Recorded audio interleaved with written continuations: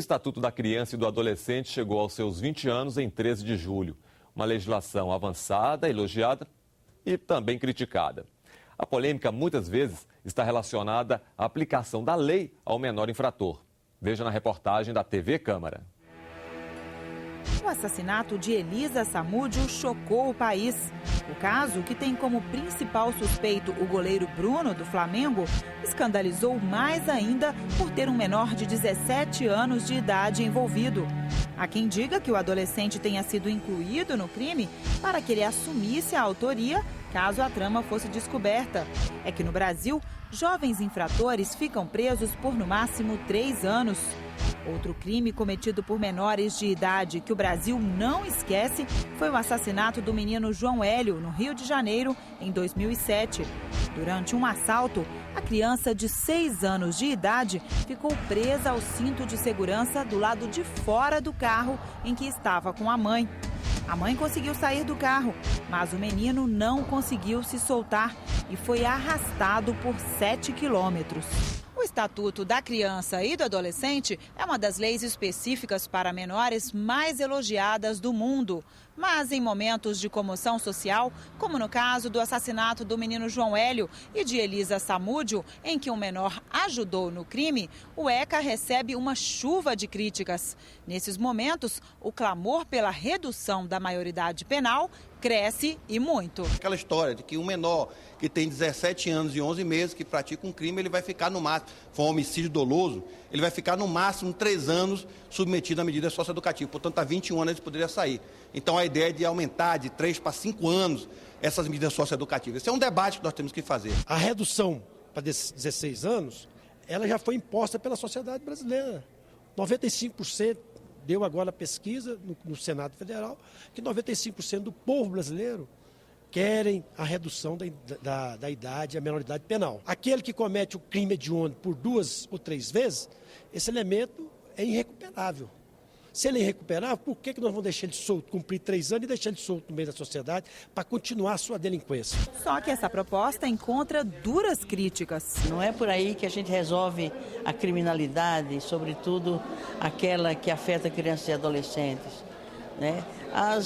O sistema penal já está falido. Imagina se aumentar essa população carcerária, né, com o encarceramento de crianças de 14 e 15 anos. A deputada Rita Camata foi a relatora da proposta do Estatuto há 20 anos.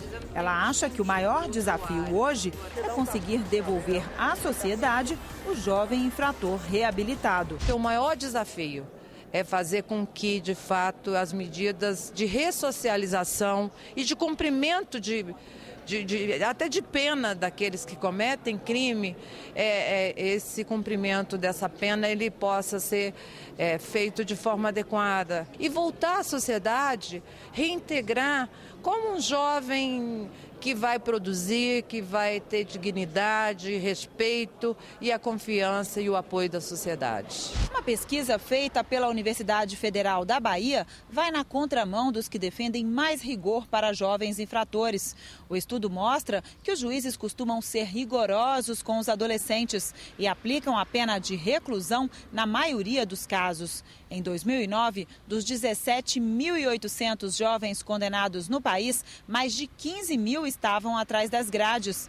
Penas alternativas e socioeducativas são aplicadas em apenas 14% dos casos. Nossa pesquisa acaba indicando a necessidade de algum modo, fechar, de algum modo, criar mecanismos mais rígidos, condições mais detalhadas e mais claras que levem à aplicação dessa medida, para que ela não seja banalizada e aplicada de forma excessiva, como ainda acontece. Por causa dessa pesquisa, o Ministério da Justiça quer enviar ao Congresso um projeto de lei limitando as situações em que a reclusão deve ser aplicada. O regime de internação é bastante duro, né? São 3 anos e que no Brasil hoje eu tenho uma situação que é complicada, de um adolescente às vezes ter uma medida até mais severa do que um adulto, que pode progredir de regime, que tem o seu contraditório obedecido, a sua defesa com bastante clareza dentro do processo penal exercida. Só que aí entra a discussão sobre os centros de reabilitação, que na prática costumam ser verdadeiras escolas do crime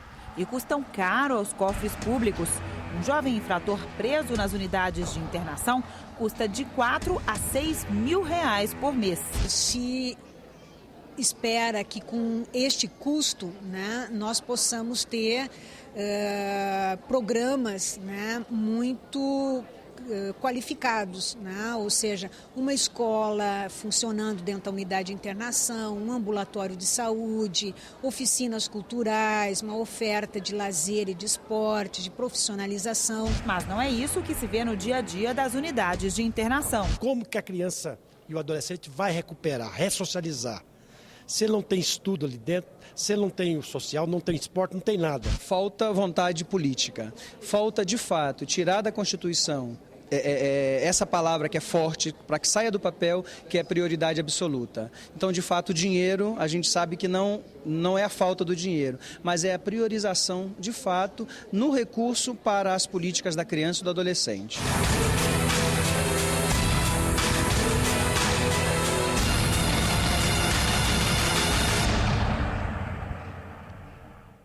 O Congresso aprovou e já virou lei as mudanças no Estatuto do Torcedor. Cenas de violência e a desorganização que cercam alguns eventos esportivos podem estar com os dias contados. O objetivo é pôr ordem na casa, nem que seja com prisão e multa. Veja na reportagem da TV Senado. A proposta altera o Estatuto do Torcedor de 2003 e aumenta a fiscalização sobre as torcidas organizadas.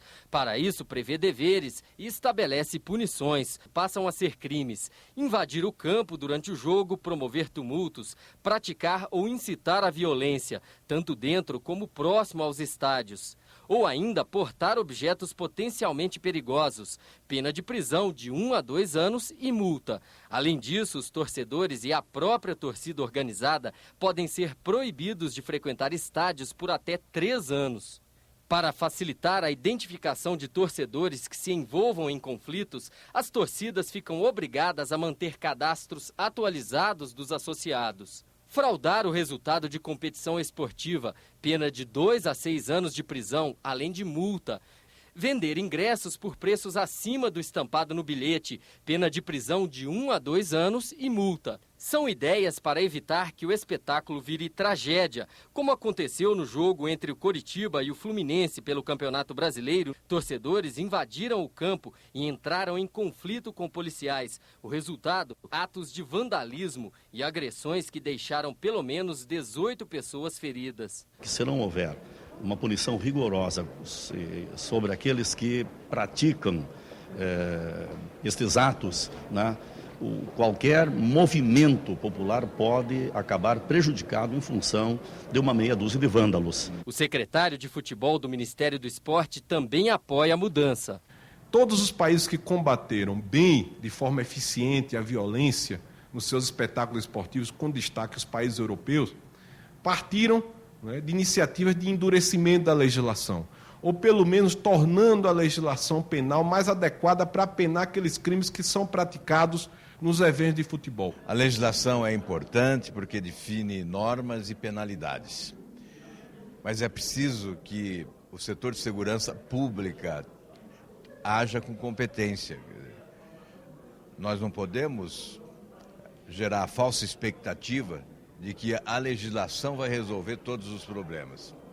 Ao final e a cabo, o que resolve mesmo é a eficiência da administração pública nesse setor fundamental que é o de segurança pública. E no próximo bloco, a influência da arquitetura italiana nos prédios de Belo Horizonte e um pouco da história de Sergipe contada pelos salões do Palácio Olímpio Campos. É o Parlamento Brasil abrindo a sua janela cultural.